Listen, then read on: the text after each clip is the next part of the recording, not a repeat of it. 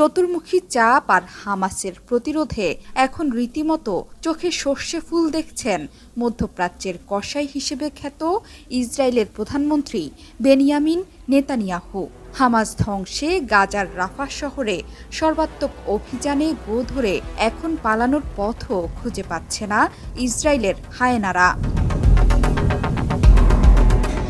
রাফাতে যখন অভিযানের প্রস্তুতি নিচ্ছে ইসরায়েলের প্রতিরক্ষা বাহিনী IDF, ঠিক তখনই গাজার অন্য স্থানে মাটি ফুঁড়ে বের হচ্ছে ফিলিস্তিনের স্বাধীনতাকামী হামাসের যোদ্ধারা। দুর্ধর্ষ গেরিলা কায়দায় আক্রমণ করেই আবারও হাওয়া হয়ে যাচ্ছেন হামাসের এমন কৌশলে এখন দিশেহারা দখলদার বাহিনী।